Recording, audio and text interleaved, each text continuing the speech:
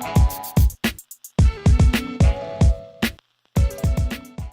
how the dampers? You see how the dampers outside?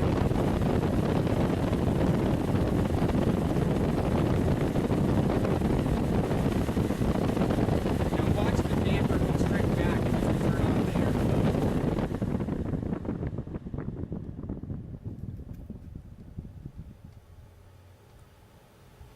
And that right there is the integrated backdraft damper in operation. So let's go ahead and run the Vortex fan, then take a measurement about 12 inches from the fan with our dB meter. This is a really simple dB meter, but it'll give us a good idea of difference in comparison to a regular inline fan, which we'll also test, and we'll get an idea of its sound output. So here's me talking. Obviously you can see the dB level. We're going to test about 12 inches away the dB level of this fan, and then we're going to compare it to another fan.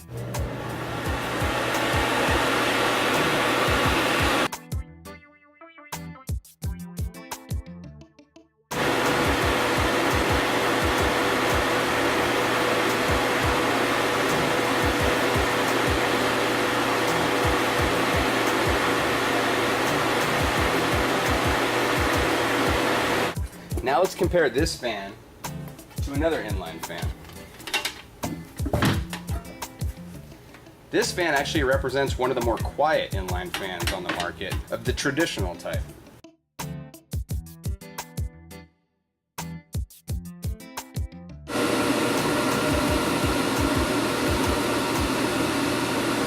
It's like barely higher. Lower. Lower? 78. So this is a Rebel inline fan that we're comparing it to.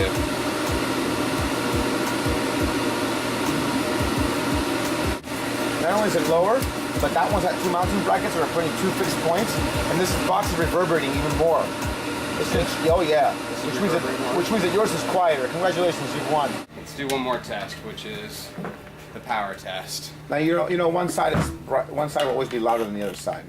That's why we did a test right in the middle. Right. We did it 12 inches from the middle of both fans.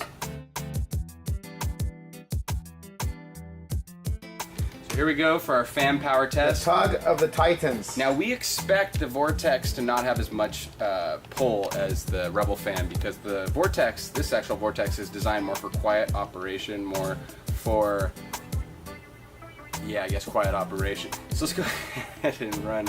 Here we go. Oh! Oh! There goes my $5 bill. They got shredded. Oh no! I just lost $5.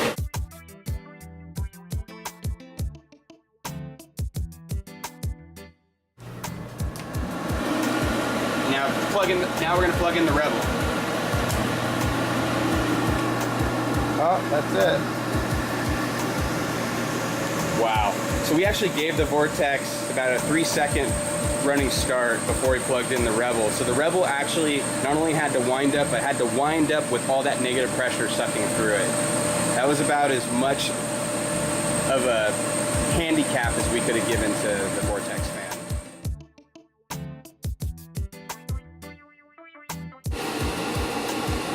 So here's our standard inline fan. As we can see, it's running about 2 amps. This is an 8-inch fan with a 740 CFM capability.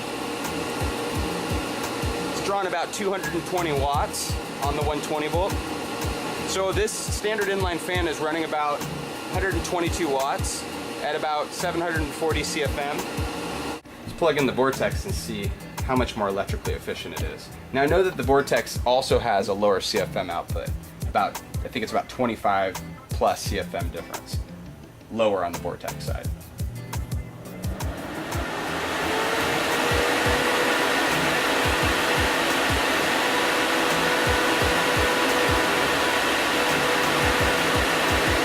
So it looks like our 8-inch Vortex, as you can see here, our 8-inch Vortex is running about 214 watts as compared to our Rebel at 222, and it's running about 1.98 amps. So it seems that the Vortex in comparison to the Rebel with their CFM output are about the same in their electrical performance as well as their amperage draw. Vortex has created a really cool looking fan. It has a nice sleek design, has a great mounting bracket, it's electrically efficient, it's quiet operation, but it's not quite as powerful as our Rebel fan. It's close to about the same sound level, which the Rebel is pretty quiet for inline fan in comparison to other brands. The Rebel does have a mounting bracket that's built right out of the box, but if you're attaching it to maybe the floor joists of your house and you're worried about reverberation, this might be a better option. But the Rebel fan is a much better price point as well. So you might be looking at some of the features of this Vortex